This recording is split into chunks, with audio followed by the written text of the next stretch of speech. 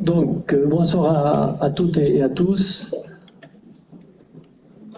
Je vais accueillir ce soir, alors le quorum est atteint, il n'y a pas de souci. Je vais accueillir ce soir le dernier élu en conseil communautaire, à la personne de Cyril Garrigue, qui remplace Eliette Angelibert, ancien maire de Bassy, décédé. Donc, bonjour Cyril et bienvenue au conseil communautaire.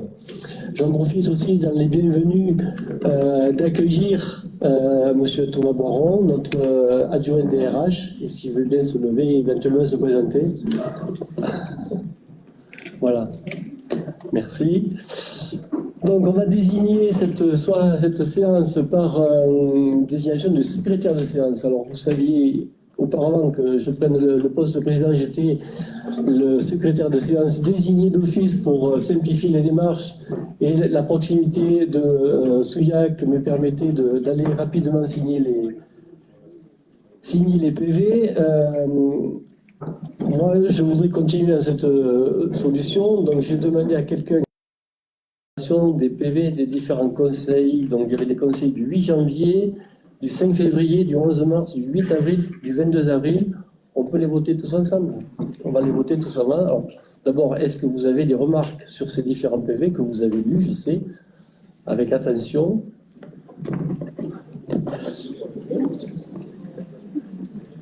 Marie-Hélène me dit qu'elle les a tous lus. Donc, pas de remarques particulières, donc on va pouvoir les mettre au vote. Donc, si vous êtes d'accord, je vous propose de les voter. Le vote est ouvert.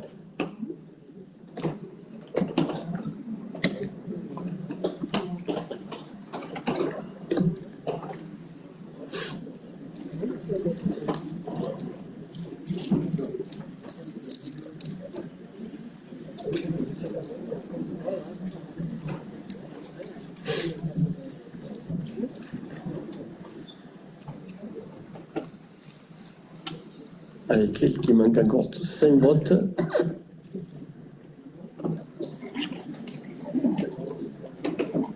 C'est normal.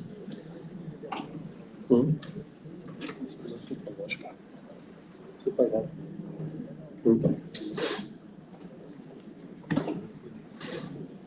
Donc c'est bon, voter à l'unanimité. Tout le monde a voté oui. Il y a 85 votants. On passe sur ce rapport. Si oui, il n'y a pas de question, je passe au vote. Je propose de le voter. Donc le vote est ouvert.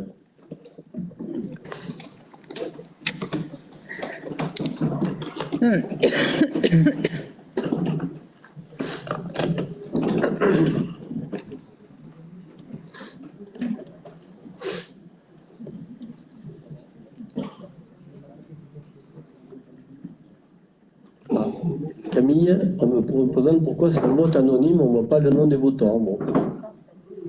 Ouais. Ouais. Ah oui, oui.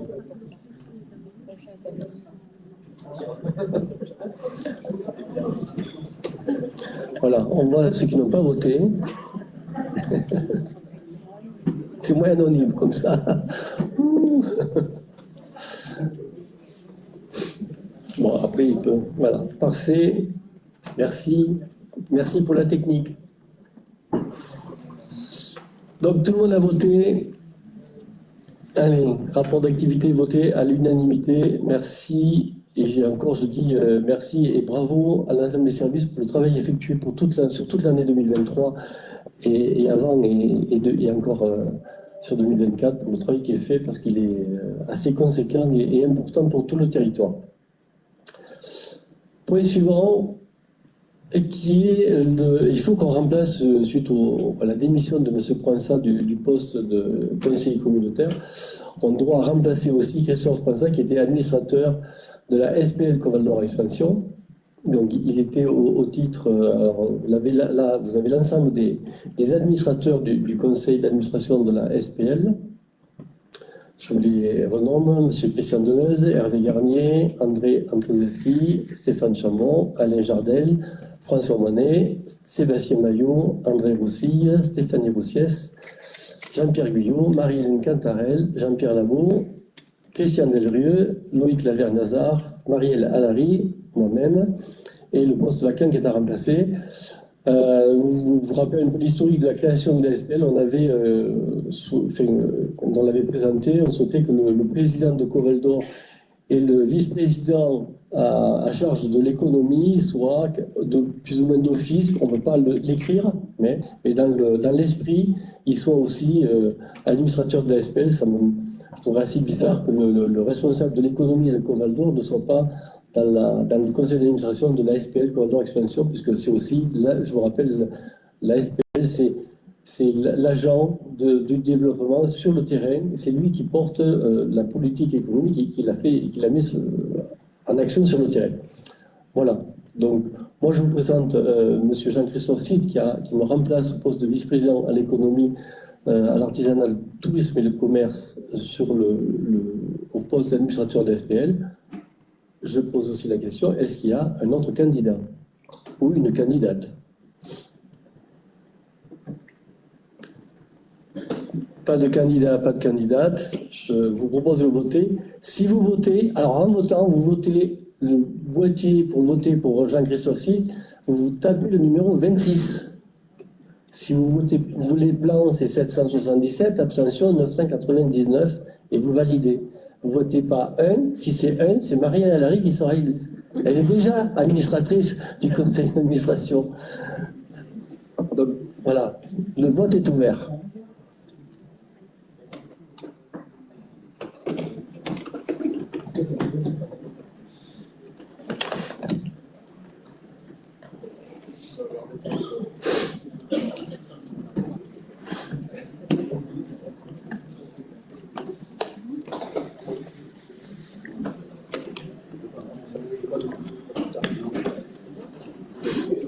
Allez, hop. Le dernier qui n'a pas voté. Ah si, c'est bon. Voilà, le vote est clos. Merci. Donc Jean-Christophe, 83 voix. Bien. Votant 88, 43, la majorité absolue, 2 abstentions, 2 blancs. 83 votes pour M. Cid, 1 vote pour M. Clavel-Laurent. Donc, M. Cid, merci. Bravo. Et vous rejoignez le conseil d'administration de la SPL Coveldor Expansion. Donc, point numéro 3, c'est la présentation par Christian Deleuze, le président de l'association, parce que là, on vous présente le compte rendu d'activité de l'année 2023 de Coveldor Expansion, qui était sur la statut juridique d'association à ce moment-là et dont le compte est en train d'être clôturé. Et l'activité a été transférée à la SPL. Oui. Ou tu prends. Ouais, tu restes à ta place. Voilà, désolé. On n'a pas mis de pupitre.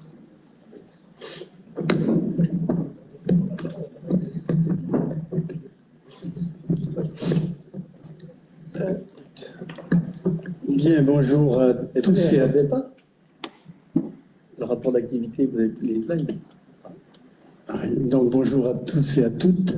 Bon, donc vous avez déjà reçu le rapport d'activité puisque vous venez de le voter. C'est celui qui présente le bilan en année pleine de l'association Coveldor, puisque depuis mars 2024, s'est transformé en SPL et ça vous sera sur ces activités présenté, je crois, lors de la prochaine session communautaire. Donc, j'ai préparé, pour éviter les 43 pages et l'ensemble des chiffres, j'ai préparé cette présentation plutôt en termes d'évolution, en comparant l'année 2023 à ce qui a été réalisé ces 5 dernières années, ce qui permet de mettre en perspective l'activité de cette agence. Alors, sur cette première planche, vous voyez que j'ai porté ce qui concerne ce qu'on appelle l'accompagnement des entreprises. Même si cela ne néglige pas du tout les autres fonctions d'attractivité, de promotion et de soutien dont s'occupe l'agence, mais on verra par la suite que finalement le concret, c'est quelles entreprises économiques se créent ou se développent sur notre territoire. Donc c'est cet accompagnement qui est au cœur de l'activité économique du territoire, et c'est lui que l'on va regarder en termes d'évolution pour savoir si en fait notre économie elle progresse ou éventuellement elle recule.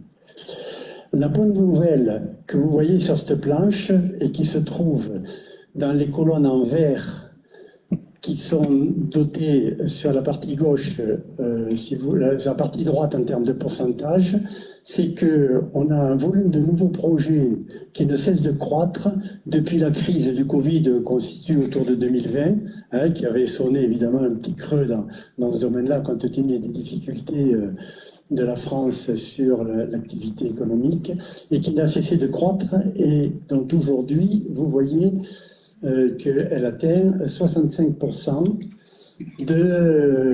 d'activité sur les projets endogènes et 250 projets. Alors 250 nouveaux projets, c'est quelque chose d'assez conséquent, vous le verrez par la suite, avec la particularité que ce qu'on appelle les projets endogènes, ce sont ceux qui, quand, si vous voulez, le territoire s'est un petit peu replié sur lui-même lors de la crise Covid, a traité la montée, on va dire, de reprise des activités des acteurs locaux. Et depuis, cette tendance tend à, on va dire, à s'étaler autour d'une 60aine de %. Donc, on constatera au travers de tout ça que, par contrario, la valeur absolue des volumes des entrants extérieurs devient de plus en plus important. C'est ce qui va permettre d'accroître le potentiel économique du territoire. Même si on ne néglige pas du tout, au contraire, bien là, les projets existants. Alors, lorsqu'on voit cette courbe, on se dit, bon, c'est très intéressant. Ce qu'il faut quand même voir, c'est qu'il faut rester prudent, parce que d'un côté, ça ne traite que ce dont s'occupe Covaldex, et non pas ce qui se fait sans son intervention. Et puis de plus, sur le futur, il va falloir surveiller de très près le vieillissement démographique, parce que vous le connaissez, lui, au contraire, il va nous pénaliser dans le futur, et il va falloir avoir une capacité extérieure encore plus importante si on veut ne serait-ce que maintenir l'existence de l'économie sur notre territoire. Est-ce qu'on peut passer à la planche suivante? C'est pourquoi vous trouverez sur cette planche, dans laquelle on montre les types de soutien sur lesquels on intervient, la reprise, l'implantation, la création, le développement, l'immobilier, les prospects et puis autres, on voit qu'il y a deux grands domaines. Le domaine de la reprise et le domaine de la création.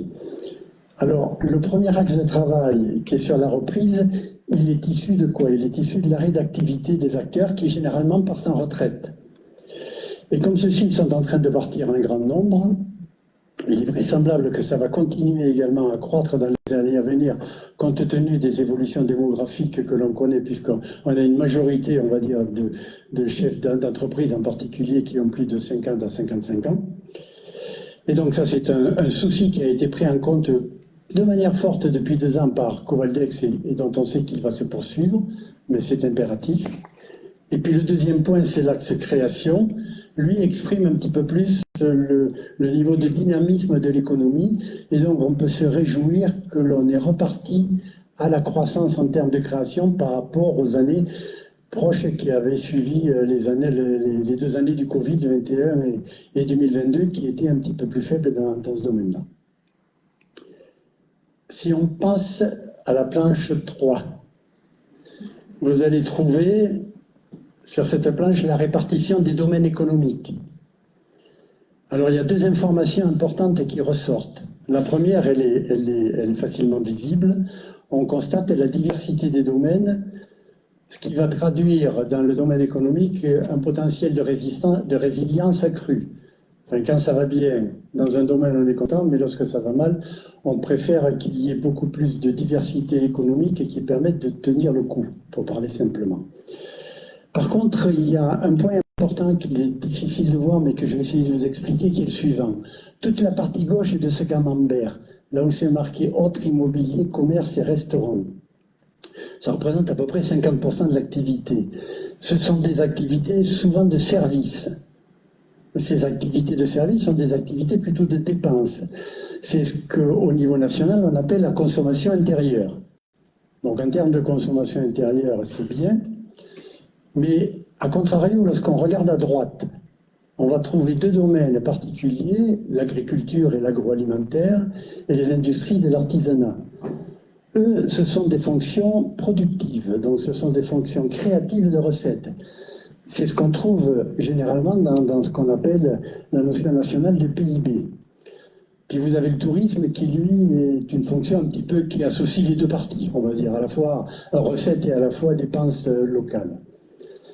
Donc, autant la partie gauche se porte bien, autant la partie droite, de mon avis, présente une certaine faiblesse. Parce que ça veut dire que notre volume productif local est assez faible, même si on cite souvent des pépites, on a des activités, il ne faut pas croire. Le volume du territoire se porte bien en termes d'économie, mais sa proportion capable de créer de la richesse est relativement faible, c'est à peu près 35 à 40%. Donc je pense qu'il sera nécessaire de renforcer l'effort, même si c'est un sujet difficile, dans le domaine industriel, en particulier des PME et de l'artisanat, pour qu'on va dire l'économie du territoire soit créatrice de valeur et pas simplement consommatrice de valeur. Sur la 4e planche, j'ai porté les dernières données sur cette planche qui concernent la société Revlot, vous savez, que nous conduisons avec la CCI du Lot, et qui a pour fonction d'apporter un levier financier aux porteurs de projets.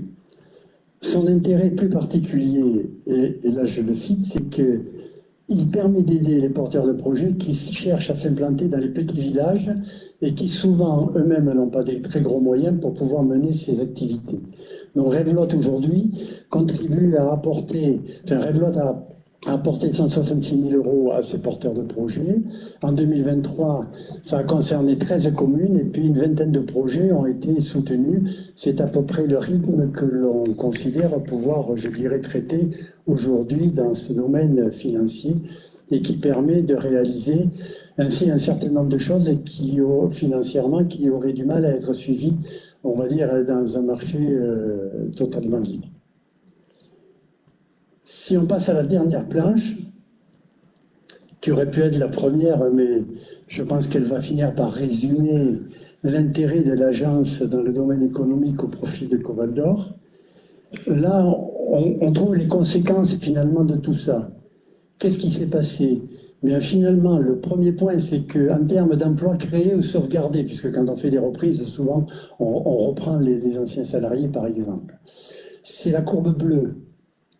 Vous voyez qu'il y a eu de l'ordre de 300 emplois créés et que depuis 4 ans, chaque année, ça croît de manière régulière, sachant qu'on avait commencé un petit peu, je ne dis pas faible, mais enfin au début, Coval d'Or, Covaldex n'était pas connu, et aujourd'hui, il y a de plus en plus de demandes au travers de Covaldex pour pouvoir profiter de son accompagnement, et pas simplement de son soutien administratif, mais bien de son accompagnement. Et le deuxième point, c'est qu'en termes d'investissement, ça a représenté en 2023 une trentaine de millions d'euros. Trentaine de millions d'euros, ça veut dire qu'il y a à peu près la création ou le maintien de l'ordre de 200 à 250 emplois également, ce qui fait de l'ordre de 500 emplois sur le territoire qui sont, on va dire, managés dans cette activité d'accompagnement des entreprises. Bien sûr, ce n'est pas Covaldex qui les fait, c'est juste qu'on peut voir comme ça la quantité, on va dire, de vitalité de l'économie de notre territoire. Et aujourd'hui, ça représente à peu près 3% des emplois du territoire. C'est pas mal parce qu'il faut savoir que si l'on perdait 1% des emplois du territoire par an, on serait considéré aujourd'hui comme un territoire en déclin. Voilà. Donc je voulais conclure en disant que les années qui ont passé ont permis, on va dire, à Covaldex de continuer à se structurer et d'apporter me semble-t-il, des résultats pertinents. Covaldex s'est aussi adapté aux besoins du territoire de façon à pouvoir continuer à maintenir cette croissance. Je pense, pour voir les projets qui vous seront présentés au travers de ce qui se fait dans l'année 2024 ultérieurement, seront très certainement de même ampleur et qu'il y a aujourd'hui des volumes potentiels d'activité dans ce domaine qui sont du même ordre de grandeur que ce que l'on a vécu en 2023 et qui donc vont pouvoir contribuer positivement pour le territoire de Coval d'Or. Je vous remercie. Si vous avez des questions, Merci Christian. Oui, je voulais apporter un complément d'information, mais c'est vrai que Revlot, c'est la société c'est la structure que l'on a de financement, de cofinancement en fonds propres des projets entre Coval d'Or et la CCI du Lot, mais aussi on travaille en partenariat avec la Chambre des métiers, la CMA, et sur lequel on développe aussi le process LIA, où on fait aussi un accompagnement à peu près de la même façon, mais avec la Chambre des métiers. Et là, c'est avec un portage financier qui est porté par le Crédit Agricole, les banques populaires, les caisses d'épargne et les chambres de métiers. En nombre de dossiers, je crois que il y a peut-être un peu plus de dossiers qui est porté sur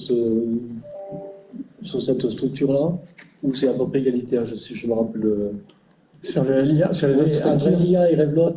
Il y en a un petit peu plus parce que la CCI et le LIA prennent tout le lot. Ouais. Donc il y en a. Non, mais plus nous. Notre territoire. Pour nous, c'est considéré par rapport à notre territoire, parce qu'il représente, on va dire, en proportion dans le lot, c'est supérieur aux autres. Ça a l'avantage aujourd'hui en particulier de pouvoir aider en construisant et en bâtissant les dossiers pour ces porteurs de projets, de les aider aussi à convaincre le LIA et la CCI du bien fondé de la chose. Ça a deux effets. C'est ce premier effet, si vous voulez, c'est-à-dire qu'on leur apporte notre connaissance du territoire, qui, il faut être clair, quand on est à Cahors, on ne connaît pas bien, on va dire, tous les détails des raisons d'implantation de certaines entreprises dans le nord du Lot. Et le deuxième point, c'est que les sommes s'ajoutent.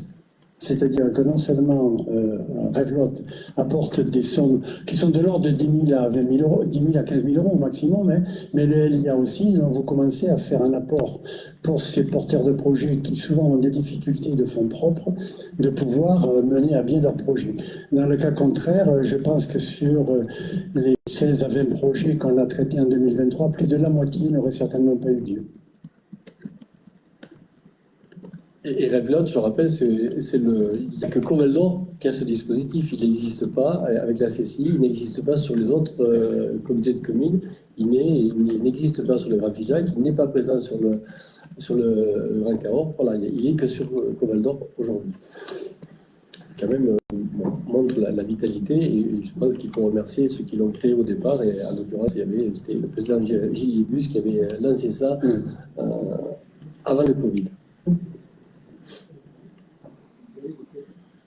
Pardon, j'ai coupé. Est-ce que vous avez des questions sur l'activité de Coval d'Or Expansion sur l'année 2023? T'en connais sur ce sujet ou pas?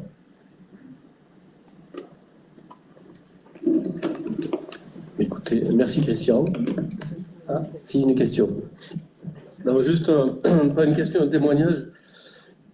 Pour vous dire que quand Covaldex dit qu'il accompagne les porteurs de projets, ils font plus que ça. Ils aident véritablement les porteurs de projets à présenter leurs projets afin d'obtenir des prêts d'honneur.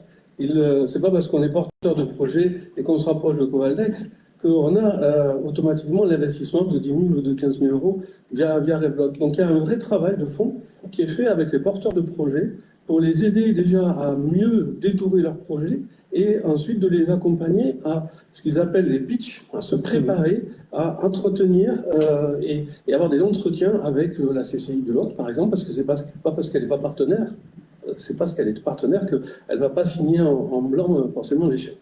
Voilà, c'est juste un témoignage que je voulais apporter vis-à-vis de ça.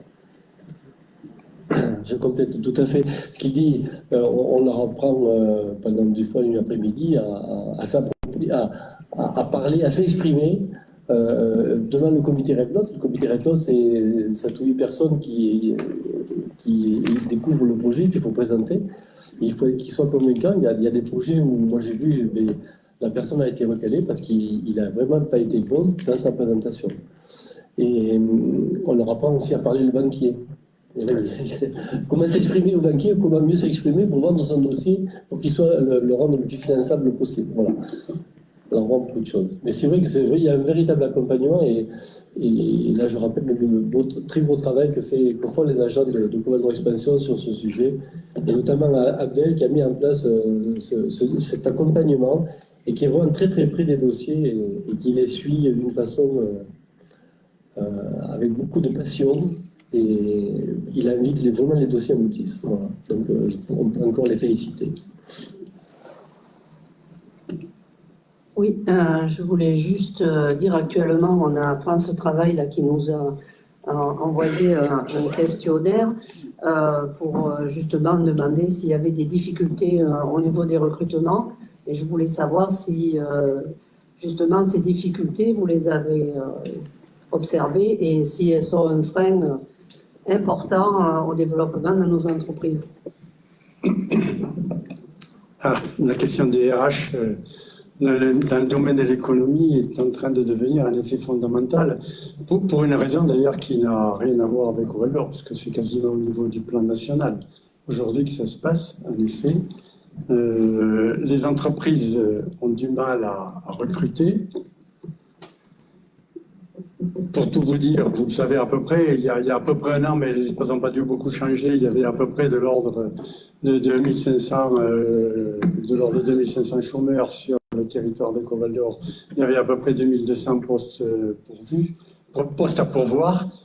Donc ça veut bien dire qu'il y avait quand même, on va dire, un écart entre le travail disponible et les volontés de travail, premier point, et qui sont loin d'être résolus dans la situation actuelle.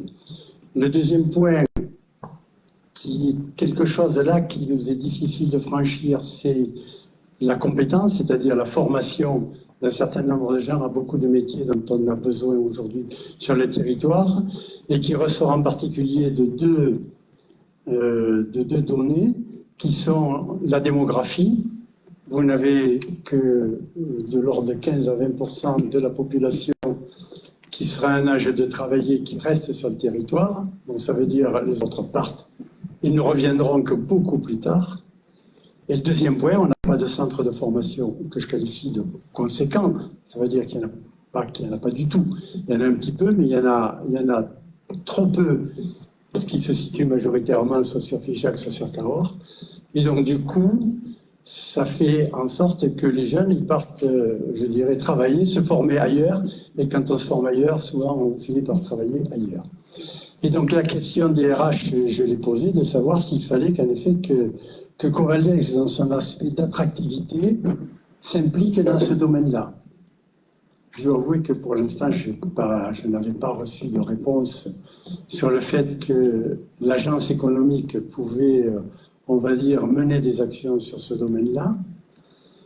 Néanmoins, la problématique reste parce qu'on ne rencontre pas beaucoup d'entreprises aujourd'hui qui ne nous disent pas qu'ils ne se développeront pas parce qu'ils n'ont pas les personnes pour travailler. On a le risque, presque je qualifierais ça de mortel, que quand on part à la retraite, si on ne trouve pas quelqu'un qui est capable de reprendre, et qui vient d'ailleurs, parce qu'aujourd'hui, il y en a très peu en locaux qui reprennent. Il y en a, il ne faut pas traduire mes propos, personne ne veut, mais en faible nombre, en trop faible nombre par rapport aux besoins.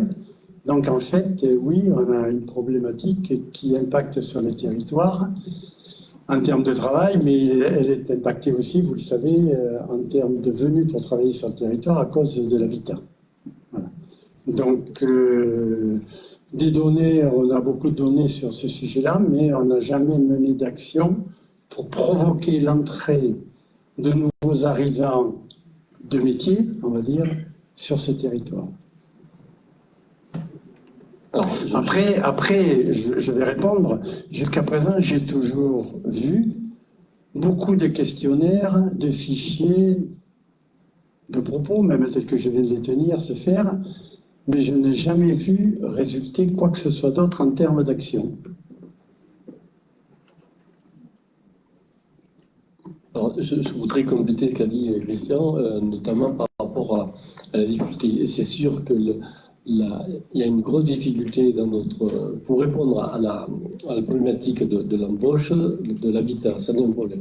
Mais on a quand même, c'est loin d'être le premier problème, on a beaucoup de gens aujourd'hui, il y a des postes qui sont à pourvoir et les entreprises ne trouvent pas localement de gens, même dans des gens qui veulent prendre à former, parce que j'ai rencontré quand même beaucoup d'entreprises, mais Benoît interviendra aussi parce qu'il va compléter les propos sur l'emploi.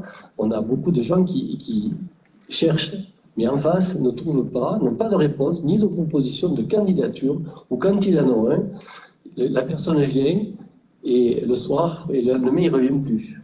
Et c'est très compliqué, ils ont énormément de difficultés à embaucher. L'habitat est un problème. Je ne veux pas occulter que le problème de l'habitat n'est pas un problème. Mais il y a quand même une approche du travail qui est, à mon avis, très difficile aujourd'hui de la part des jeunes. Et bon, c'est difficile aujourd'hui à répondre. Et les entreprises sont prêtes à faire de gros sacrifices, à faire beaucoup d'efforts pour l'embauche des gens, des jeunes, et en accompagnant en formation, en logement, à leur proposer aussi les loger et tout. Il y a une approche qu'il faudra trouver une autre solution. Et c'est vrai que je suis comme toi, Christian, j'ai vu beaucoup de questionnaires de différents organismes d'État et tout. Je ne sais pas encore. Peut-être qu'on trouvera demain la réponse. On verra. Mais il faut dire. Eric veut répondra certainement. Oui, voilà, oui. Il y a Benoît qui veut intervenir. Oui, bonsoir. Pour compléter les propos de Christian, et ça va être vraiment le facteur limitant pour le développement de nos entreprises. Après, si tu me laisses encore la parole 2 secondes, je voudrais vous dire, vous avez reçu en même temps que les différents documents pour ce conseil notre rapport d'activité, qui est plutôt détaillé. Il est confidentiel puisque... À des moments proposés par Pôle emploi, et pendant 4 ans à l'accompagnement des entreprises, donc je connais bien ces problématiques. Depuis que je suis maire, j'accompagne les demandeurs d'emploi dans leur recherche d'emploi. Quand j'envoie des CV, sur 10 CV envoyés, j'ai 2 retours d'entreprise. Donc il y a aussi des gens qui cherchent du travail et qui n'ont pas de retour des entreprises. Et si vous êtes de plus de 50 ans, il y a aussi des entreprises qui ne répondent pas parce que les gens sont trop vieux, parce que les gens habitent trop loin, etc. etc. Donc, en tant qu'élu, il faut travailler et répondre en disant tout le travail qui est fait par Covaldor Expansion, etc. Parce que moi, je suis allée à une réunion de Covaldor Expansion à Baladou sur la marque employeur qui était passionnante. J'ai vu les entreprises qui étaient dans la salle. C'est des entreprises qui font un travail qui est déjà considérable, mais ce n'était pas forcément celles qui en avaient le plus besoin. Donc, c'est aussi à nous de dire et de redire qu'il y a des services à Covaldor Expansion, qu'il y a des services à France Travail sous-exploités, parce qu'en fait, à France Travail, il y a des services pour former, aider les entreprises à financer des formations, etc. Et donc, de casser un peu tous ces discours un peu faciles et parfois un peu caricaturaux qui, finalement, depuis des années, n'ont pas fait avancer la problématique et n'ont pas apporté beaucoup de solutions concrètes. Voilà. Et pour finir, les jeunes, il n'y en a pas beaucoup sur notre territoire. Voilà.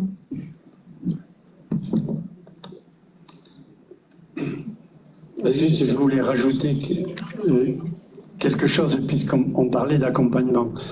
En fait, le besoin que l'on n'a pas travaillé encore sur ce territoire, et donc c'est une question de savoir s'il faut le faire, c'est le suivant. Est-ce qu'il faut aller les chercher, ces gens-là, ailleurs, et les accompagner? Vous avez un excellent exemple qui existe, c'est les médecins.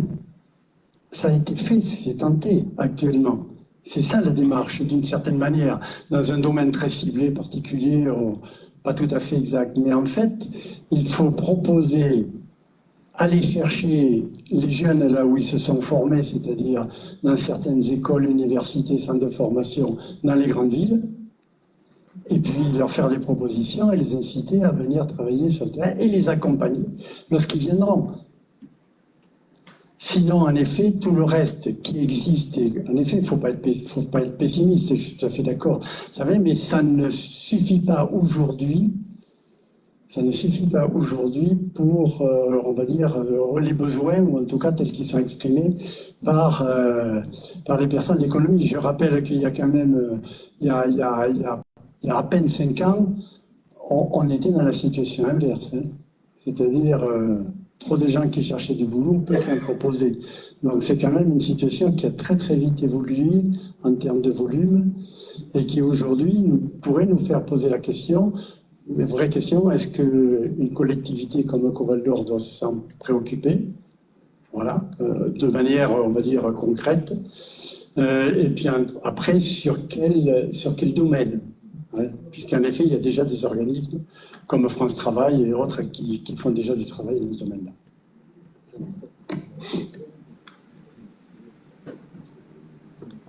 Oui, bonjour à tous. Je voulais juste compléter quelque chose. Il faut savoir que l'emploi, ce n'est pas une compétence Coval d'Or. Et je pense qu'il ne faut pas qu'on se substitue à France Travail, parce que c'est leur métier et que c'est quand même quelque chose de difficile. Par contre, je pense, et j'en ai parlé un peu plus tard que cet après-midi, je pense quand même que Coval d'Or peut se pencher, en particulier sur la commission économique, sur l'emploi. On s'y penche déjà un peu, hein, sur le saisonnier par exemple. Hein. On se penche sur les saisonniers, c'est aussi un problème, les emplois saisonniers. Mais je pense qu'on a quand même si ce n'est pas une compétence, parce qu'on arrive peut-être à un bout là où on fait un petit peu le tour, on finance des choses, on finance de l'immobilier d'entreprise, etc. Et il se trouve que peut-être on recherche tous la même chose, c'est des emplois, les entreprises cherchent des emplois. Donc je pense quand même, et je vais le proposer pour ceux qui sont à la commission économique, je pense qu'elle sera la prochaine le 8 octobre, et je vais proposer quelque chose sur les emplois. Alors même si c'est pas, je le répète, il ne faut pas se substituer à France Travail, c'est leur métier, ils savent faire. Mais je pense quand même qu'on a des choses et des idées à apporter là-dessus. Donc je proposerai, moi, à la prochaine commission, quelques idées sur l'emploi à Coval d'Or. Merci. Jean-Claude? Oui, je peux juste. Je voudrais juste rebondir sur ce que disait Gaëlic. Il y a moins de jeunes chez nous, sur le territoire. Il y a aussi des centres de formation sur le territoire. Il y a des lycées techniques sur le territoire et qui ont du mal aussi à recruter des jeunes. Alors, je ne veux pas déplacer le débat, pas la question, mais comment pouvoir accueillir de nouveaux parents si derrière, il n'y a pas des systèmes de formation sur le territoire. Voilà. Je pense que c'est un sujet sur lequel on reviendra souvent, notamment lorsqu'il y aura au prochain conseil communautaire la présentation au niveau de Coval d'Or Expansion de la stratégie de travail. Mais à la prochaine commission éco, je rencontrerai des personnes de lycée qui sont prêts à travailler, à se rapprocher avec nous parce qu'ils veulent développer des formations. Et je pense qu'on aura aussi la possibilité de leur apporter notre soutien, bien sûr moral, mais financier, mais surtout physique, de nos relations entre toutes les entreprises locales et pour aussi les concentrer, de rapprocher les besoins, les formations et tout ça. On y reviendra. C'est un gros sujet. On ne résoudra pas tout le problème aujourd'hui, mais c'est un gros sujet qui demande il faut qu'on s'en occupe un peu plus que ça a été fait jusqu'à maintenant. Jean-Claude, juste une remarque par rapport à l'action de Covaldex. Un des axes sur lesquels ils sont aussi importants, c'est l'accompagnement des entreprises en difficulté. Et nous avons l'information que nous battons les records de redressement judiciaire et de dépôt de bilan en ce moment. L'avenir proche est difficile pour nos entreprises. On en a conscience, mais on le voit concrètement. En fait, le tribunal du commerce nous dit qu'ils sont débordés de dossiers et nous demande à nous, élus, d'être vigilants pour repérer les chefs d'entreprise en difficulté qui souffrent et qui ont besoin d'être accompagnés particulièrement. Un organisme peut les accompagner, c'est l'APESA. Je pense que certains d'entre nous sont sentinelles, c'est-à-dire ont une formation pour repérer et pouvoir déclarer en difficulté un entrepreneur. Ça peut être aussi un agriculteur, on sait qu'il souffre aussi. C'est important parce qu'il y a un taux de suicide, des menaces de suicide assez élevé, paraît-il, en ce moment, d'après CCI.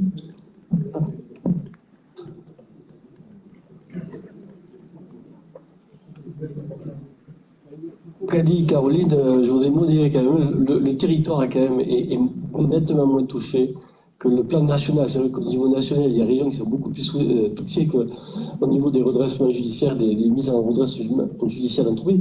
C'est pas parce qu'une entreprise est mise en redressement qu'elle va chuter à la fin, qu'elle sera définitive. Au contraire, la période de redressement, c'est des périodes d'observation pour que l'entreprise puisse se restructurer et être remise en état pour pouvoir mieux repartir éventuellement et durer dans le temps. Et voilà, une période de redressement, c'est pas la mort de l'entreprise, il ne faut pas l'oublier. Je voulais qu'on se rappelle. Bien, voilà, ce sujet, c'est sûr qu'on y reviendra. Je pense qu'il est 19h, il faut qu'on avance dans le traitement des sujets, on a encore beaucoup de sujets. Là, il n'y a pas de vote. Il n'y a pas d'approbation en partie. Si, il faut voter, il faut la voter. Ah, mais il faut le voter. On le vote. Donc, j'ouvre le vote.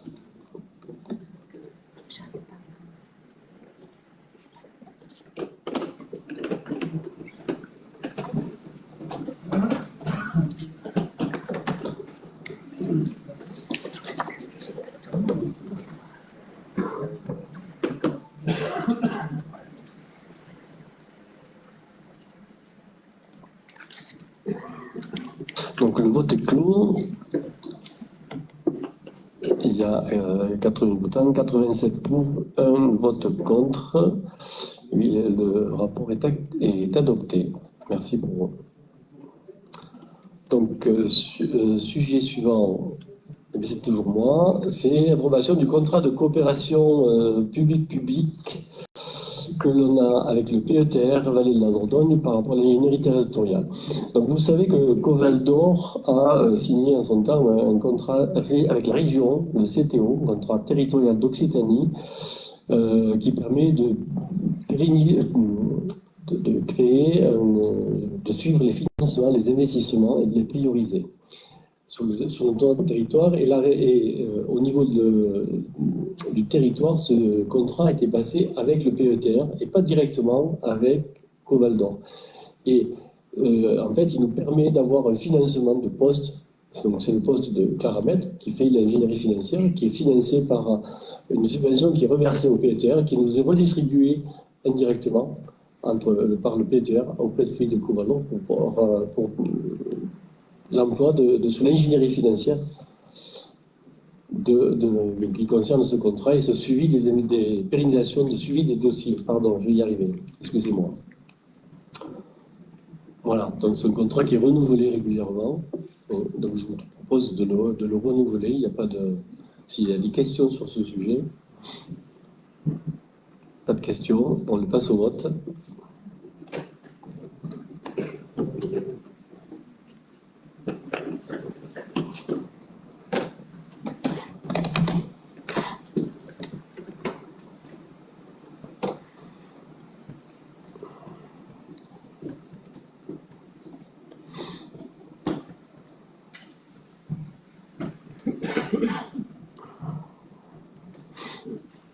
Allez, il reste une personne qui n'a pas voté.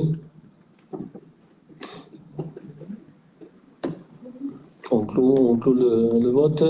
Bon, 87 votants contre 88. Il y a 87 pour, donc voilà. Merci pour le renouvellement de ce contrat. Point suivant, le renouvellement du contrat Grand Site Occitanie Rocamadour Vallée de la Dordogne avec la région. Donc c'est Antoine Bécaud, présente le dossier. Non? Hein? Ah ben, t'as pas dû apprendre parce qu'on m'a rien transmis. Donc, par rapport à la signature d'autres jours, et je peux en parler puisque tu étais aussi. Je vais le faire si tu veux. Voilà. Donc, en fait, ce contrat Grand Site qui est fait au niveau de là, alors, normalement, tu as reçu, tout a été envoyé, mais c'est pas grave. Il y a en 2000. Le contrat Grand Site qui a été contacté avec la région en 2017. Avec la région sur les grands sites Occitanie, il y a un certain nombre de grands sites au niveau Occitanie. Et pour Rocamadour, il est avec, vous avez les 9 cœurs emblématiques qu'il y a en dehors de Coval d'Or, les grands sites reconnus comme Rocamadour, Autoire, Botenoux, Carénac, Gramat, Loubresac, Martel, Saint-Cyré et Souillac. Donc ce contrat finissait en 2022, il était proposé de faire un avenant au contrat qui porte la fin du contrat jusqu'en 2028. C'est un contrat qui a été, je vais vous dire franchement, qui a été renouvelé semaine dernière à Martel parce qu'il y avait une réunion qui était un copil de traitement et la région voulait absolument qu'on signe cet avenant la semaine dernière, ce qui a été fait. Mais on vous propose quand même de l'approuver aujourd'hui. On renouvelle le contrat tel qu'il était fait jusqu'en 2022 pour le prolonger en 2028. Les accompagnements sont les mêmes au niveau région. Tout à fait les mêmes malgré tout, parce qu'il y avait des accompagnements financiers à une époque qui ne seront plus, ce sera juste des accompagnements en ingénierie. Alors que par le passé, le précédent contrat, sur certains aménagements, on pouvait prétendre en tout cas des aides de la région financière. Voilà, excuse-moi Jean-Claude. Donc, est-ce qu'il y a des questions dessus?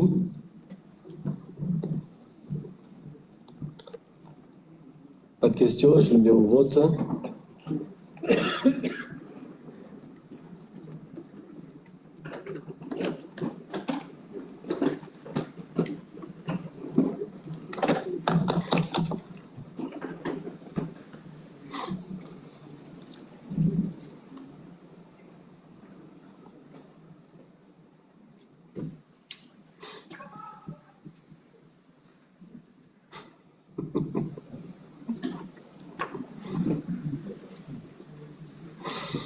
Donc tout le monde a voté et merci, 88 pour, contre, renouvelé à l'unanimité. Merci. Donc je vais céder la parole à Pierre Molle pour les finances. Faites pas cette tête. Bonsoir à tous. C'est le FPIC, en fait. Donc vous connaissez le mécanisme de péréquation. On peut être à la fois contributeur, on peut être aussi bénéficiaire, puisque vous savez que les critères entre être contributeur et être bénéficiaire ne sont pas les mêmes. Pour être contributeur, le critère c'est 75% du potentiel financier agrégé et 25% du revenu par habitant. Et pour être bénéficiaire, c'est 20% du potentiel financier agrégé, 60% du revenu par habitant et 20% de l'effort fiscal agrégé. Donc, nous continuons à être éligibles au FPIC, on peut tourner, voilà. Il y a 1270 ensembles intercommunaux, il y en a 393 qui sont contributeurs exclusifs, c'est-à-dire qui donnent de l'argent aux autres communautés, 526 dont nous faisons partie sont bénéficiaires exclusifs.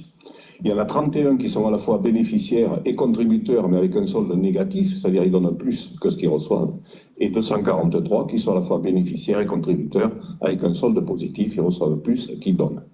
Et 77 collectivités ne sont pas concernées par le FPIC en 2024. Alors là, ce tableau est intéressant parce qu'il mesure un petit peu l'évolution. Donc ce que je vais d'abord dire, c'est que l'an dernier, nous avions eu 1 321 604 € de FPIC.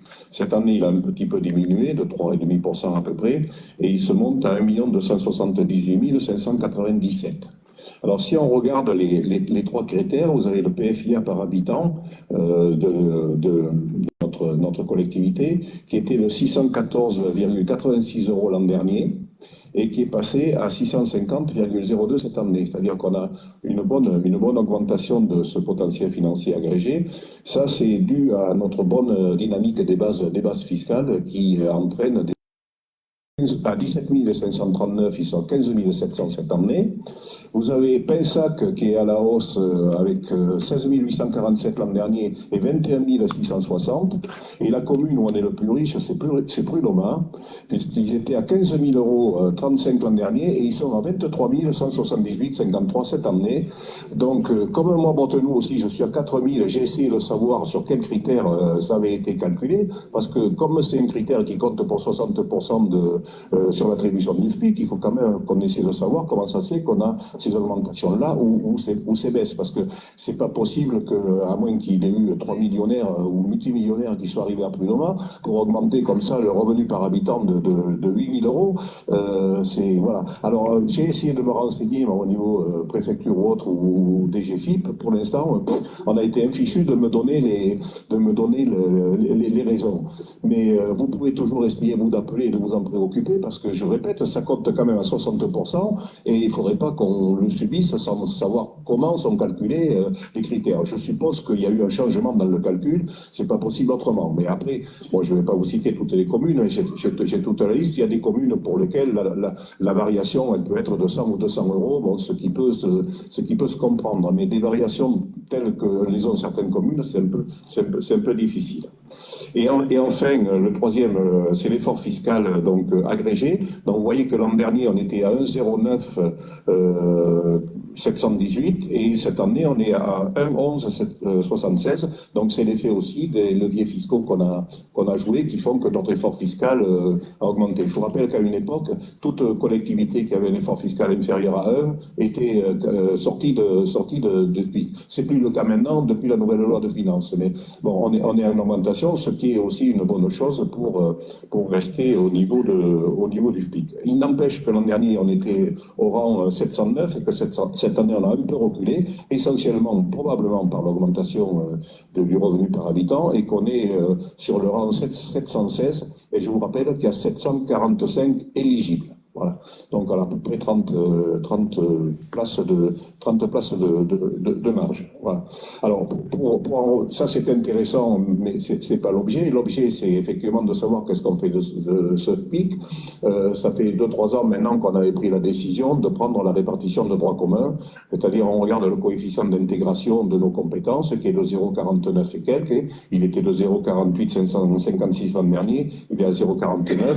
Et la communauté de communes prend donc 49,11% des 1 278 000 tout à l'heure, c'est-à-dire, si on suit le montant de droit commun, la part de l'EPCI s'élèverait à 628 000 € et les communes prendraient 51%, donc leur part s'élèverait à 650 560. Donc ça, c'est la répartition de droit commun telle qu'on l'a fait depuis maintenant 2-3 ans. Sinon, vous savez qu'il y avait la possibilité de faire les fameux 30%, alors en plus ou en moins. Si c'était en faveur de l'EPCI pourrait toucher 816 000, mais les communes ne toucheraient plus que 462. Et à l'inverse, l'EPCI, si c'était moins 30 pour le PCI, elle toucherait 439 et les communes 839. Bon, je crois qu'on avait plus ou moins décidé tous de continuer, et dans vos budgets, pour ceux qui m'avaient interrogé, je leur avais dit par prudence au cas où, prenez 90% du FPIC, parce que si on le perdait, vous savez que maintenant c'est dégressif, on n'en perdrait que 10%, mais en principe... On a quand même sur le revenu par habitant. Bon, quand tu as des maisons, vous regardez les sites qui se vendent, tu parlais tout à l'heure de Pensac, 430, 450 000, et qu'elles sont vendues en un mois. On comprend bien que ce ne sont pas des jeunes qui les achètent. Donc c'est compliqué pour l'école et c'est compliqué pour les entreprises pour avoir des embauches, parce que les gens qui viennent sont tous des retraités. Donc, et toutes les autres maisons sont fermées. Donc on a là un réel problème que d'autres pays ont, que d'autres régions ont. Bon voilà, et donc effectivement, c'est les gens qui arrivent. Si tu prends le revenu des retraités, ça va faire pareil. Tu vas voir que le revenu est très élevé. Et on sait tous que ce n'est pas le revenu, la retraite des agriculteurs ou des artisans qui est haute, mais il est très élevé dans le lot, il est supérieur au revenu des actifs. Ce qui veut dire, c'est que ces gens qui arrivent là, tant mieux pour le territoire, parce que le vendeur de voitures est content, les commerces sont contents, les gens vont au restaurant. Mais des gens qui arrivent ici, qui achètent des maisons à 450 000, je vous le dis, ce pas des jeunes qui vont fournir les entreprises. Ça, c'est déjà une réponse pour tout à l'heure. Et puis, il faut monter forcément. On a 4 ou 5 gros chefs d'entreprise à Pensac, évidemment. Alors, ça peut faire monter. Vous savez qu'il y a une EPCI au sud de Paris qui avait perdu le FPIC parce qu'il était venu un seul type qui était milliardaire et qui avait fait que le calcul de coût est tombé.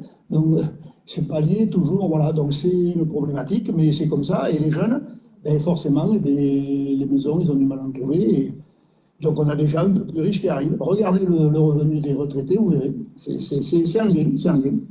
En fait, oui, tu as raison, mais sur Pensac, ça fait quasiment 5 000 € de plus par habitant. Donc, je ne sais pas combien il y a d'habitants à Pensac, autour de 1000 par là. Tu te rends compte, enfin, le différentiel pour faire une augmentation de près de 5 000 €. Voilà, et il faut qu'il en ait arrivé quelques-uns. Donc, il doit y avoir autre chose dans les critères de calcul, certainement, mais là, je n'ai pas la réponse ce soir. Voilà. Bon, c'est comme ça, c'est un constat, c'est un fait. Bon, le problème, enfin, la problématique de la délibération qu'on a à prendre, elle est pas là, elle est sur le fait de rester, enfin, je vous propose de rester sur la répartition de droit commun. Donc, est-ce qu'il y a peut-être d'autres interventions? Donc, on passe au vote.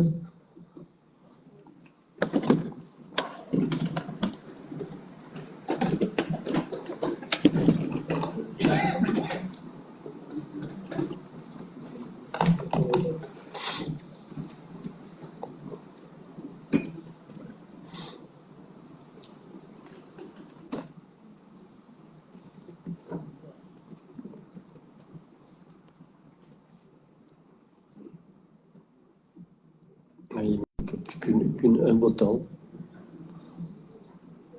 Tout le monde a voté, il manque un votant. Bon. Je ne sais pas.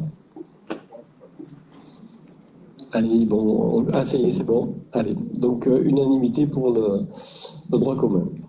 Merci. Mais Pierre, tu continues. Oui, alors c'est une petite erreur de nos services.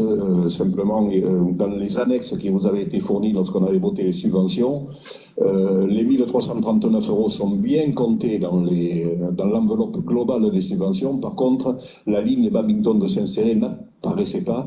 Et donc, effectivement, pour qu'on puisse verser la subvention, il faut effectivement que cette ligne apparaisse dans les annexes. Donc, je vous propose de corriger mon erreur quand on a fait le budget.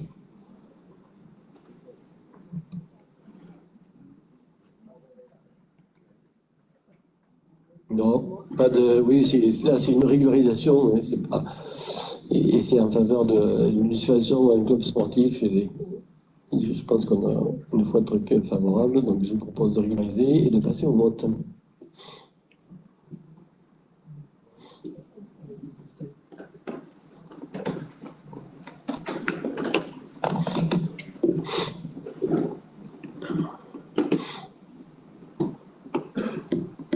Allez, le vote est clos. Merci. À l'unanimité, c'est voté. Point suivant. Ah oui, c'est Dominique Bizat sur la taxe d'enlèvement et l'exonération de taxe d'enlèvement des ordures ménagères. Covaldor peut accorder sur demande une exonération de la taxe d'enlèvement des ordures ménagères des locaux à usage industriel et commercial pour les professionnels faisant appel à un prestataire privé pour la collecte et le traitement de leurs déchets. L'exonération est annuelle, donc la demande doit être renouvelée chaque année. Et l'exonération, donc pour l'année prochaine, doit être instruite cette année, sur la base de justificatifs, contrats et factures établis sur la période comprise entre janvier et juin donc, de cette année. Donc, il y a une trentaine d'entreprises qui ont demandé l'exonération. Je ne suis pas sûre qu'on ait tous les dossiers, enfin, il y a eu un petit cafouillage, donc on a repris la liste de l'année dernière. Donc, il y a les grosses entreprises, des petites entreprises, et il y a aussi une commune, donc il y a des choses peut-être qu'il faudra un petit peu regarder. Cette année, donc voilà, on va voter en l'état, et là, pour l'année prochaine, on va faire un règlement un petit peu plus précis, un petit peu plus argumenté, pour être sûr que les choses se passent de façon tout à fait normale, et que sont exonérés vraiment les gens qui font appel à des entreprises extérieures pour ramasser les ordures. Voilà.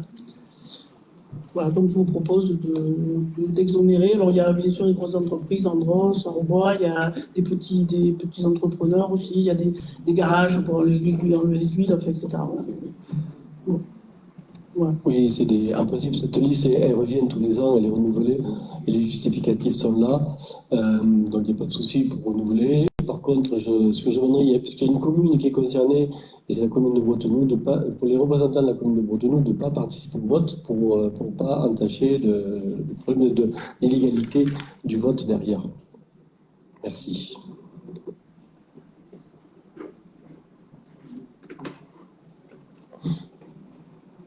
Le vote est ouvert.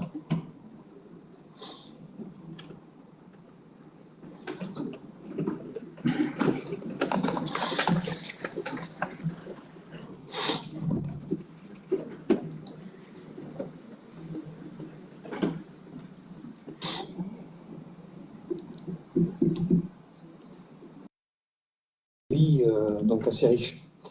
On n'a pas oublié aussi que cette commune-là possède aussi une école qui aujourd'hui, avec le regroupement sur Cressensac, a fermé, ce qui est inclus dans l'aménagement, et puis il y aura une partie qui sera ouverte sur l'espace public, qui va permettre de donner davantage d'aisance dans cet aménagement-là. L'aménagement proprement parlé, c'est bien sûr mettre en œuvre la valeur du patrimoine architectural et urbain du village, composé également avec des espaces publics qui sont fédérateurs et propices bien sûr à la rencontre et à la vie du village, par la création de lieux de convivialité, Ce qui donc est vrai bien sûr pour l'ensemble donc des aménagements cœur de village. Donc il y a un commerce aussi dans ce cœur de village, donc un restaurant pour lequel donc il a une petite cour donc et une petite terrasse donc à l'extérieur donc qui sera nécessaire bien sûr de remettre bien en avant de telle sorte que tout le monde puisse éventuellement donc s'apercevoir qu'effectivement il y a un commerce quand même dans ce bout. Et l'essentiel donc des aménagements aujourd'hui donc c'est créer donc de la désimperméabilisation au niveau des sols, puisque dans le passé donc il y avait donc bien sûr des revêtements qui étaient de mur à mur. Donc aujourd'hui on va enlever donc toutes ces surfaces étanches pour faire donc des parties bien sûr qui sont perméables. La sécurisation aussi des espaces publics, ça permet aussi de clarifier un peu les usages de l'espace, donc en réduisant et en calibrant les voiries, bien sûr, qui traversent donc ce village. Seul le village en lui-même donc est traversé par des voies départementales, la descente et des communales. Donc aujourd'hui, donc on arrive à un projet donc qui est en grande majorité ficelé et qui est issu bien sûr de l'ensemble des estimations qui ont été portées par le cabinet donc, des jantes, donc, qui est maître d'œuvre sur ce projet-là. Et en fin de compte, donc, ces détails estimatifs nous permettent d'arriver à un montant global de travaux à hauteur de 937 750 €.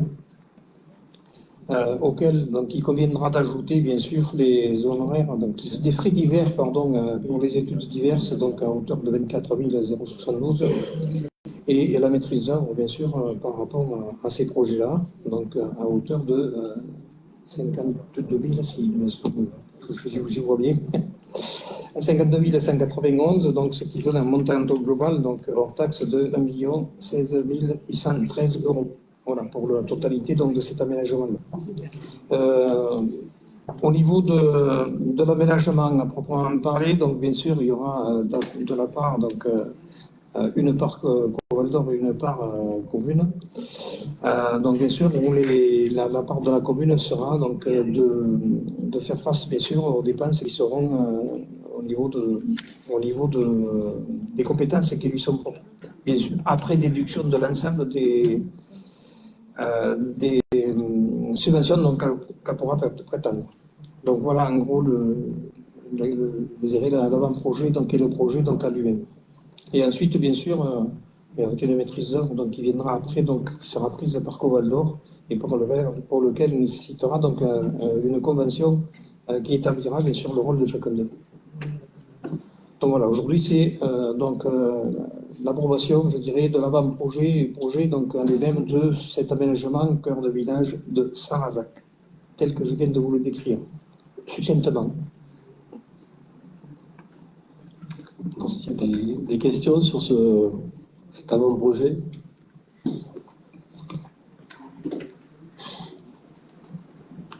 Bon, ok. Écoute, Francis, on va le mettre au vote. Donc, le vote est ouvert.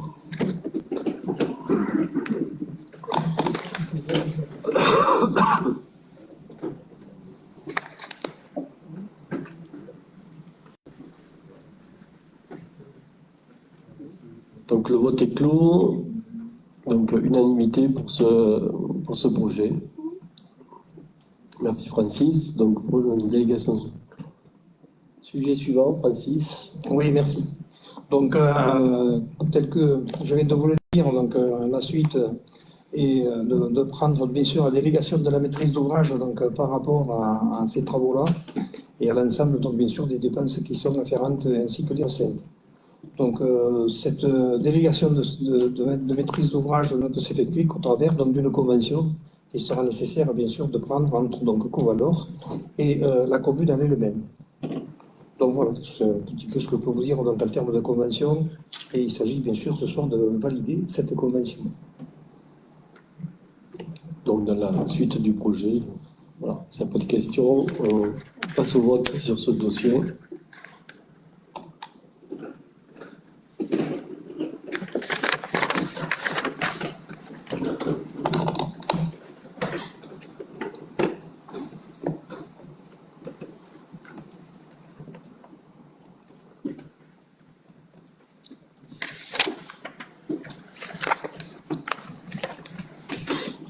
qu'une voix.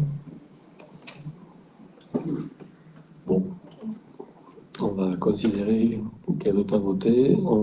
Unanimité, de toute façon 87 pour la délégation de maîtrise d'ouvrage.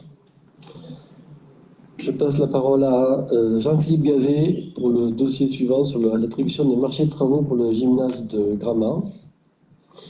Oui, donc sur ce marché de travaux d'extension, on avait pris une délibération qu'on est obligé d'abroger parce qu'il y a une petite erreur matérielle qui est apparue dans le corps de la délibération, notamment au niveau de la dénomination du titulaire du lot numéro 13.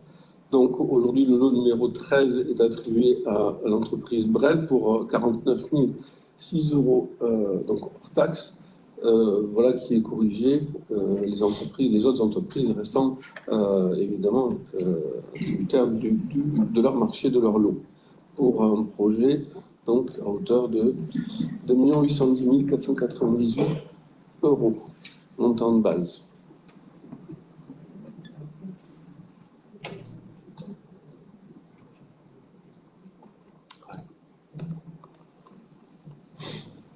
Donc, des questions par rapport à ce dossier?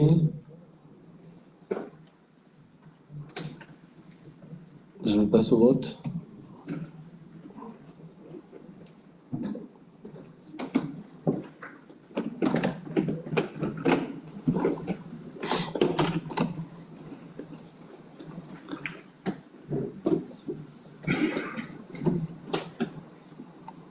Allez, c'est vote est clos, donc pareil, 80% de vote à l'unanimité favorable pour cette correction. On passe au dossier suivant, Jean-Philippe, toujours sur l'extension. On est toujours donc sur le marché de travaux d'extension réhabilitation, donc au mois de juin. En ouverture, en analyse des offres, il existait donc des lots qui étaient infructueux. Donc il y a eu une relance qui a été effectuée. Une nouvelle commission MAPA au mois d'août, le 13 août, s'est réunie pour analyser les offres proposées pour les lots numéro 6 et 10. Et on vous propose aujourd'hui d'attribuer les deux lots, le lot numéro 6, le lot bardage, pour un montant de base de 188 338,74 € à la société et l'entreprise SMAC. Et pour le lot numéro 10, menuiserie intérieure, à la SAS Delno et Associés, pour un montant de base à 189 651 €.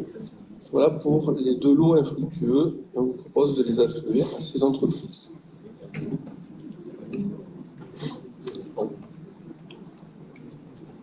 savez que sur l'ensemble des travaux pour Gramat, on est un dépassement de 400 et quelques mille euros entre le prévisionnel et le résultat des marchés de travaux. En plus, voilà. Donc, si certaines fois on se trouve dans une position qui est plus favorable que celle-là, il va falloir assumer une modification au niveau du PPI. Est-ce qu'il y a des questions? Non. Bon, ça c'est deux lots qui étaient infructueux. Si on veut faire le gymnase, il faut bien le faire, il faut bien le finir. Il faut bien passer les marchés. Donc je vous propose de les mettre au vote.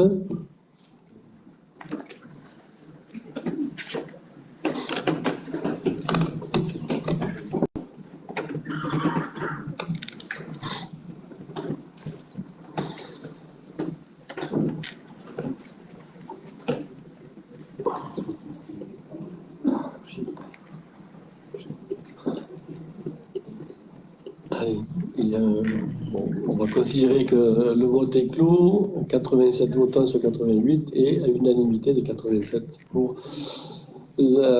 ces deux marchés, le lot 6 et 10. Donc on va quitter les bâtiments pour aller à la culture avec la convention de mécénat. Monsieur Talifi. Oui, merci Président, bonsoir à tous. Donc on va parler du festival Résurgence, la 8e édition cette année, donc 8e édition de Résurgence cette année dédiée au sport. Et j'associe à mon propos ma collègue dédiée au sport, Marie-Hélène Cantarel. Voilà. Mais je pense qu'on peut se réjouir que les entreprises locales soutiennent, mais ça ne m'étonne pas de M. Givaudan de soutenir le Festival Résurgence. Il est très actif sur le plan associatif au niveau local. Merci à lui, je vais le remercier personnellement là, et je vous propose de voter ou de répondre à des questions s'il y en a. Il n'y a pas de questions, je le mets au vote.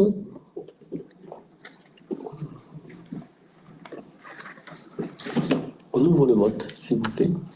Bien, merci.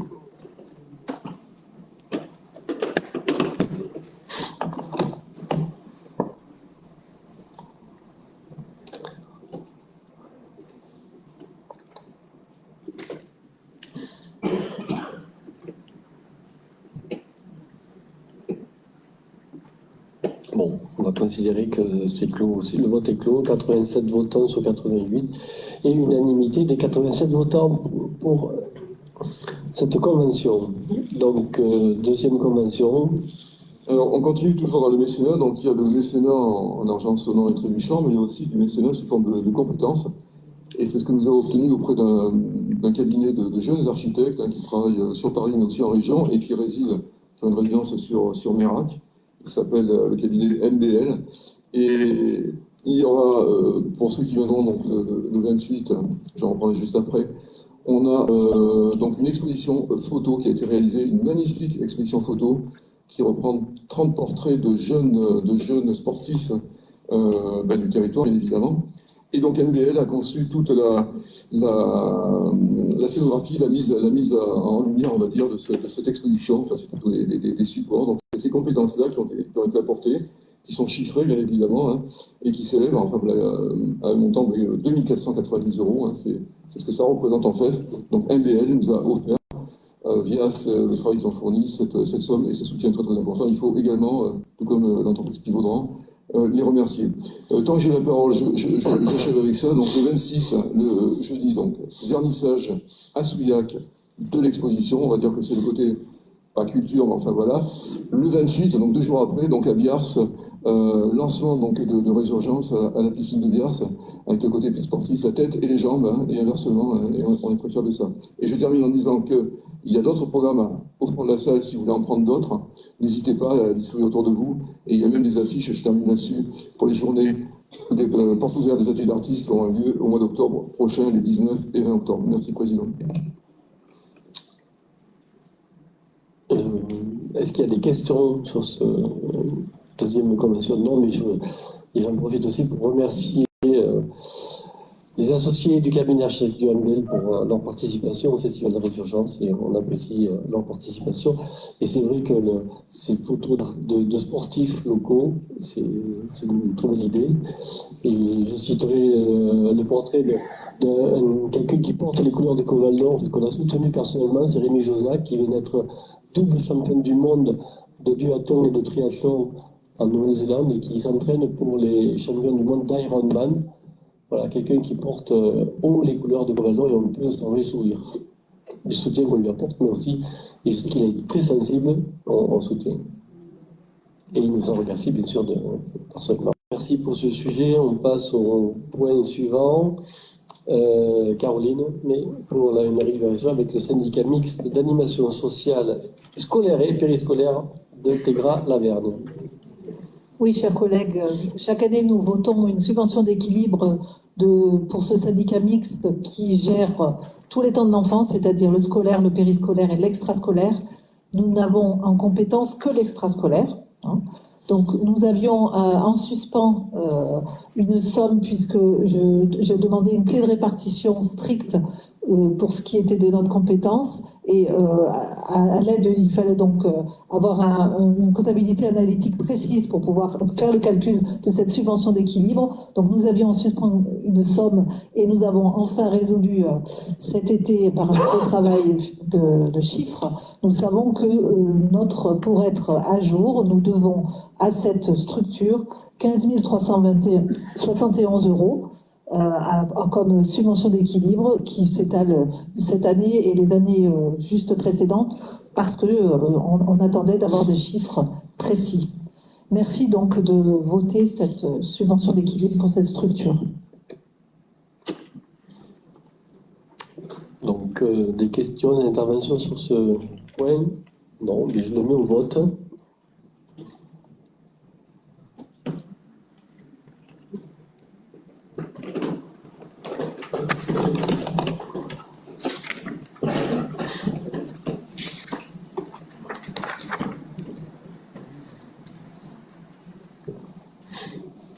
Alors, il manque trois votants. Non, c'est bon. Si, il manque encore. Allez. Ah non, il n'y a que 82 votants, donc ça fait 85, il y a encore des personnes. Bon, on va considérer que tout le monde a voté. Non, allez, ça bouge encore.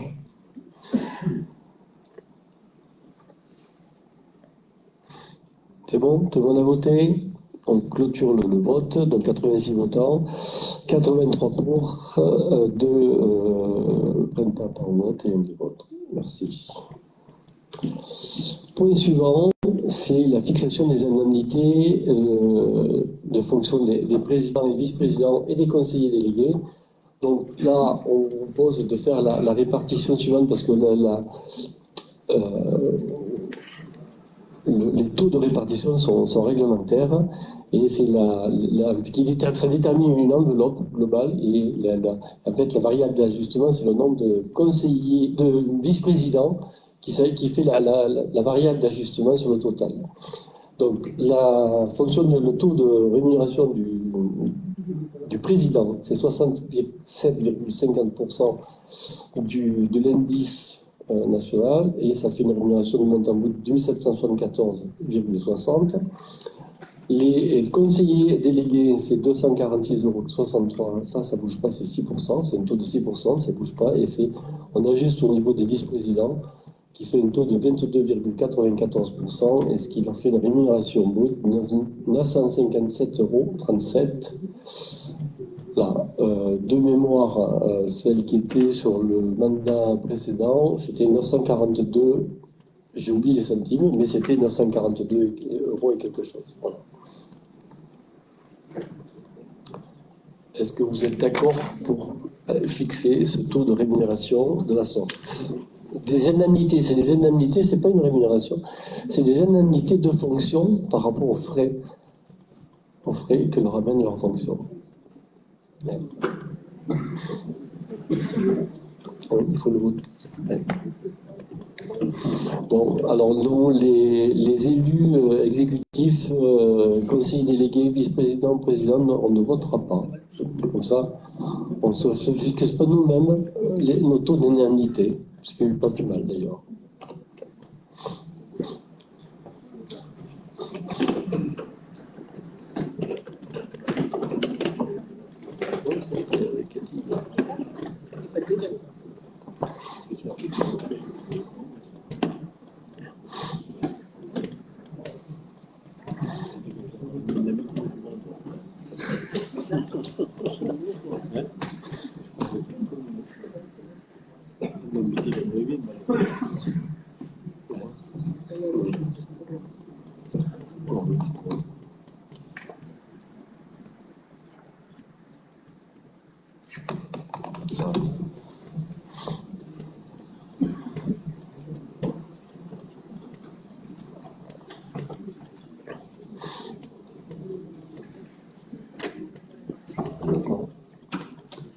« 87 votants, donc 20 abstentions, 20 personnes qui ne participent pas, 66 pour, 1 contre.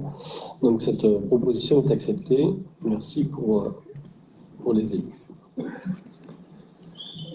Donc le point suivant, là, Marielle, je te cède la parole sur les créations de postes et les modifications du tableau des effectifs. Merci, bonsoir à tous.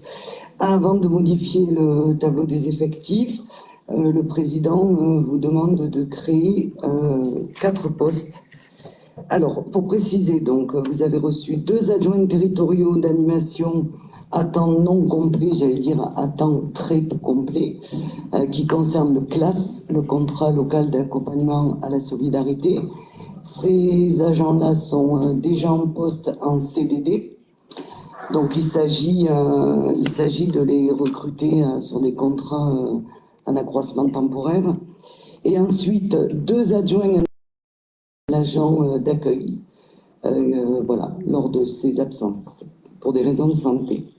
Le deuxième poste d'adjoint administratif, je crois que nous en avons aussi déjà parlé, nous l'avons validé en COMEX, consiste le service des marchés publics, puisque la personne en poste travaille seule et que la somme de travail est énorme et un poste n'est pas suffisant. Voilà. Alors, du coup, je ne sais pas si on vote une fois ou 2 fois, mais forcément, cela a un impact sur le tableau des effectifs. Alors, moi, je remercie M. Boiron pour avoir fait ce tableau très clair. Vous l'avez reçu, donc on ne l'a pas en diapo, mais enfin, moi, c'est la première fois que je vois un tableau aussi détaillé qui permet de bien comprendre la masse salariale de Coval d'Or. Donc, vous avez reçu le nombre de postes découpés, bien sûr, selon les filières administratives, techniques, culturelles, animation sportive, médico-sociale et les postes fonctionnels qui sont les postes de direction. Une colonne pour le nombre total de postes qui existent sur Coval d'Or et une colonne pour les postes pourvus. Autrement dit, tous les postes existants ne sont pas pourvus à ce jour. Si vous faites concernant les marchés publics, là, il faut le créer. Voilà. Merci. Des questions par rapport à ces ouvertures ou ces nombres de postes? C'est vrai que c'est trop long des fois, autant de postes ouverts, mais voilà, c'est pas que c'est des postes ouverts, on l'ouvre entier, mais à l'intérieur, une même personne peut faire 2 postes aussi. Hein. Ça peut être ça aussi. Donc, pas de questions, on le met au vote.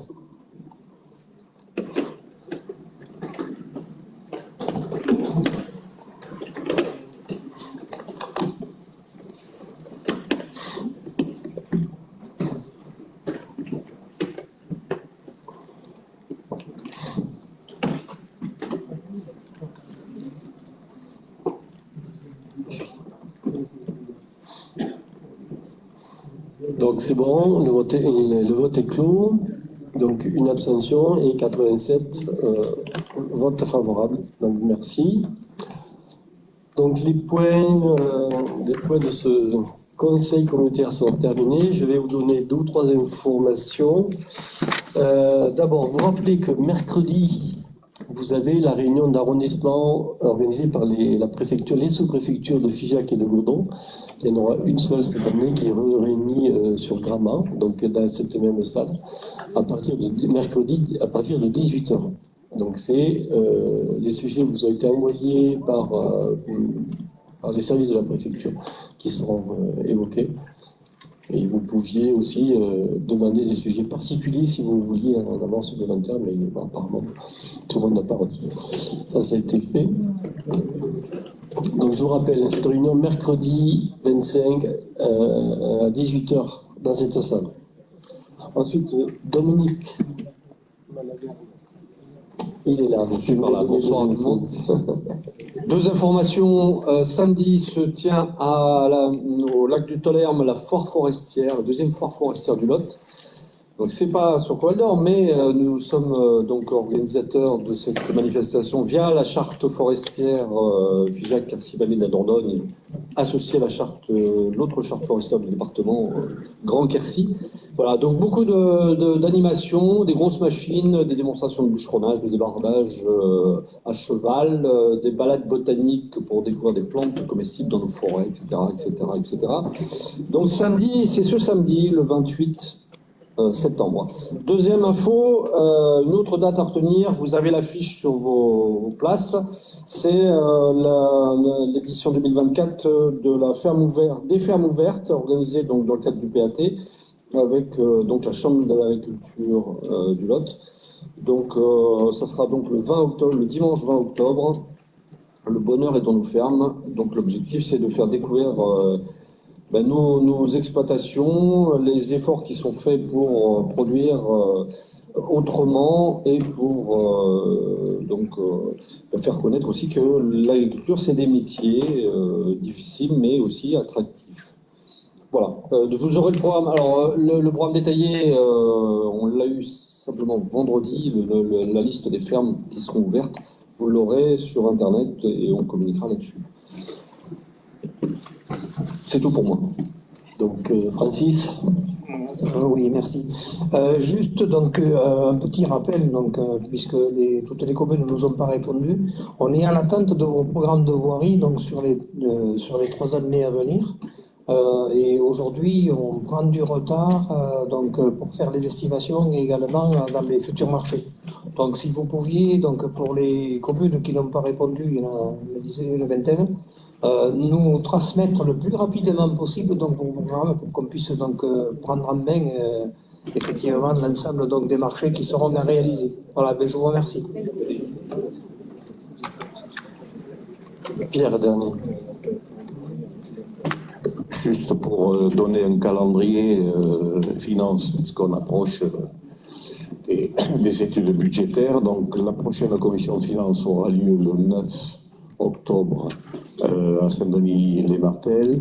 Je convoquerai à la fois les titulaires et les suppléants, donc ceux qui veulent venir, parce que j'ai eu des demandes des gens qui étaient suppléants de pouvoir venir participer, donc il n'y a pas de souci particulier, on accueillera tout le monde. On fera donc des fonds de concours et aussi un état de recettes et dépenses à fin août, et puis une projection de ce qui pourrait être le compte administratif de 2023 pour voir où c'est qu'on va atterrir en cette année. Il y en aura vraisemblablement une autre, parce qu'il y aura peut-être encore 2 ou 3 fonds de concours qui arriveront, donc peut-être fin novembre ou début décembre.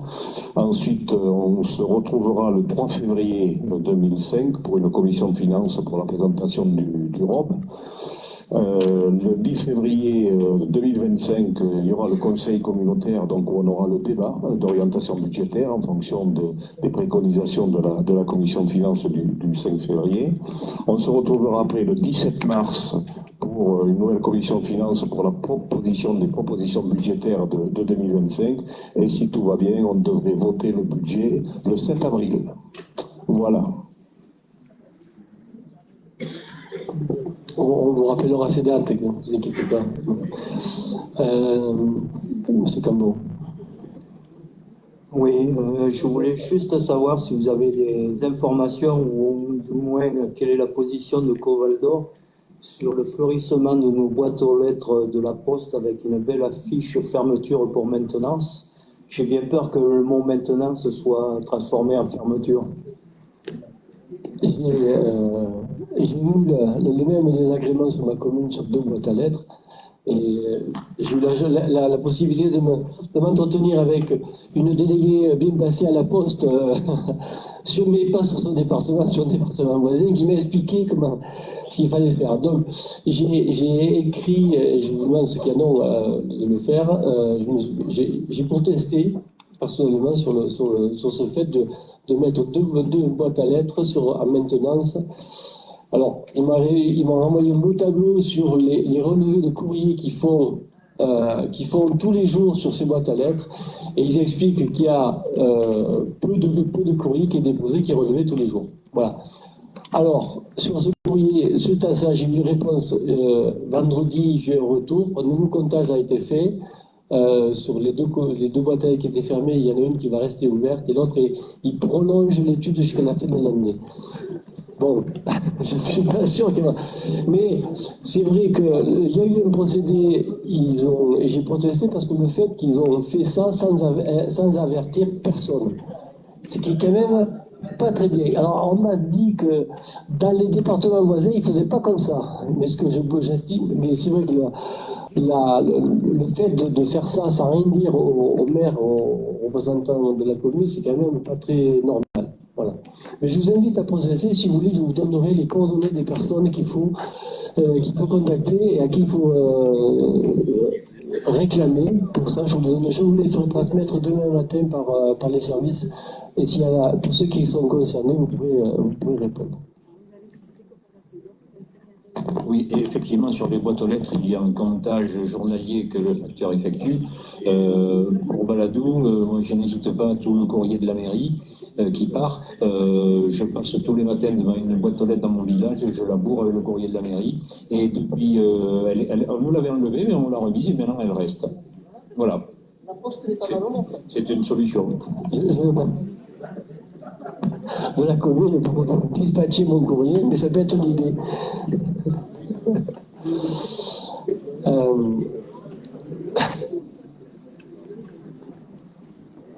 Alors, avant de terminer ce conseil, un rappel aussi par rapport au PLU et l'enquête publique qui va avoir lieu. Donc je vous rappelle les dates de l'enquête publique. 14 octobre, 15 novembre. Enquête publique, 14 octobre, 15 novembre. Donc, il y aura... Mais vous allez recevoir...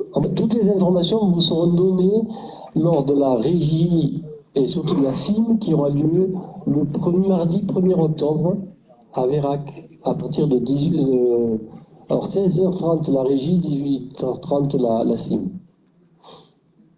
Il y a toutes les explications, donc on doit faire des réponses aux personnes associées qui ont fait des remarques sur la présentation du PLU. Donc ça va être fait et derrière on vous présentera l'organisation de l'enquête publique et de tout ce qui en déroule derrière.